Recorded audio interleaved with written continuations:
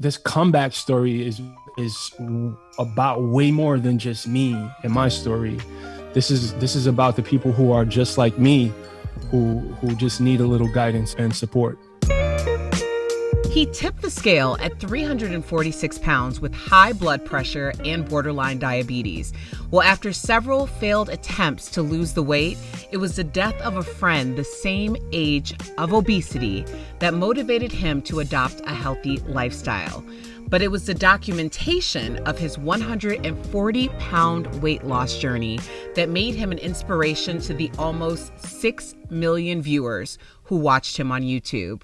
Robert Brix Glover, welcome to Come Back with Erica Cobb.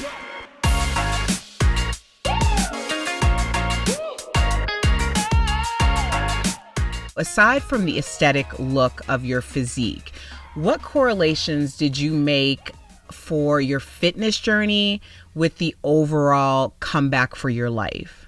I wanted to be healthy, Erica, and I also wanted to be the living example for my children. Dad, can we see you? See what?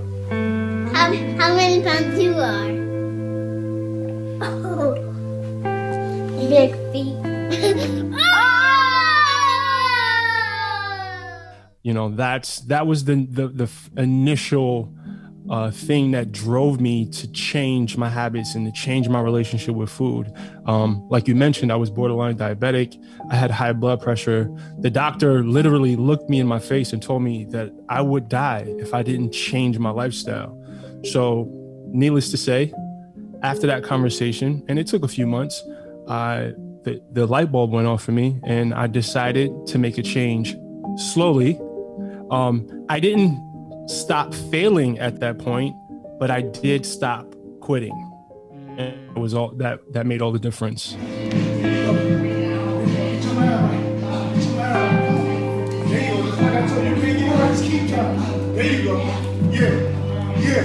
I didn't stop failing, but I did stop quitting. I think that we could all learn from that and apply it to multiple facets of our life. Mm-hmm. What do you feel is the number one obstacle that people face when they're embarking on their fitness journey? We have so many bad habits when it comes to food, and part of it is cultural, part of it is just conditioned. You know, it's just how we eat.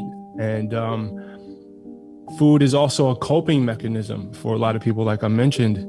And I think, honestly, the nutrition piece, it's the hardest part of adopting a healthy lifestyle is to reform that relationship with food. So in terms of a strategy for people, because most of the time when you are trying to lose weight or become more fit, you're looking at an idea of what you would like to achieve. And a lot of times that idea may be way down the road. So for people who are making their first step, what would be the first step to change, the easiest, most tangible step to change their relationship with food? I would say take baby steps. So let's say you drink 10 sodas a week. The first thing I would do is maybe cut back to maybe 6 sodas a week and add maybe 3 30-minute walks a week. Like, let's just start there. Take baby steps. Let's leverage the compound effect, right? Let's leverage the effects of long-term small changes, right? That over time lead to bigger changes. I wouldn't throw away all the food in your pantry and start eating chicken breasts and brown rice and broccoli like most of us do when we're trying to lose weight. Right. I would start off by finding something small that I can commit to long term and then building on top of that. You are such a testimony, teacher. When it really comes down to it, you're leading by example, and because people can see it in you, they can be it for themselves.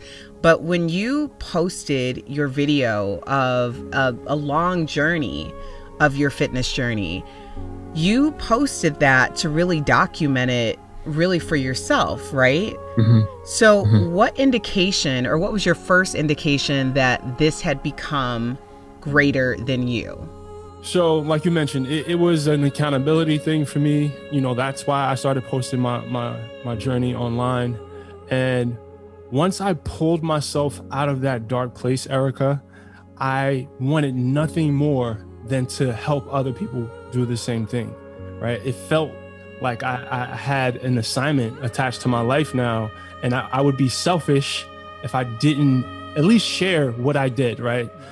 Initially, I wasn't positioning myself as any sort of expert because I wasn't. I was simply just sharing what worked for me. Right. And it also added to my accountability, right? To this passion that I had to help other people. It helped keep me focused. It helped keep me accountable to my own health, which was an added benefit.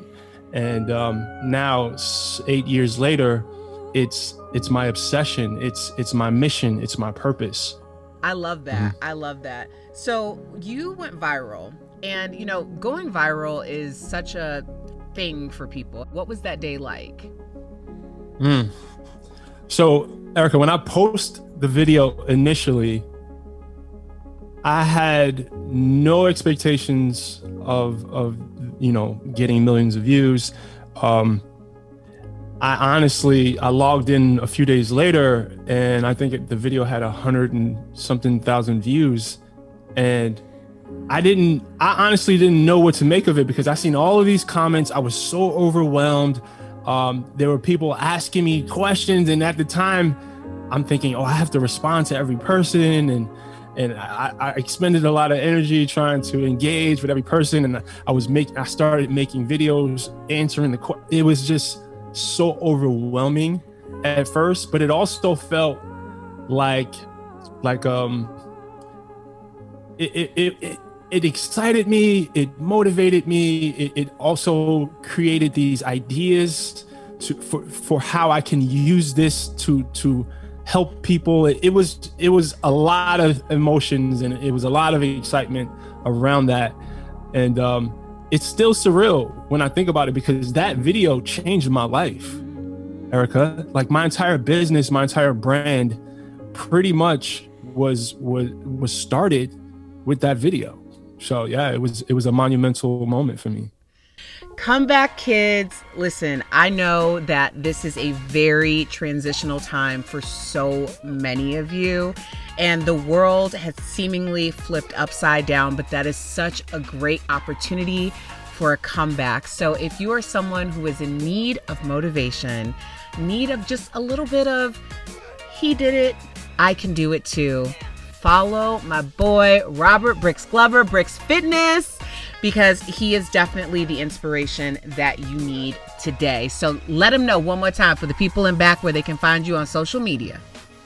Brix Fitness on Instagram, Facebook, Twitter, YouTube, all of the things. And that's Brix, Brix Fitness. Thank you, Brix.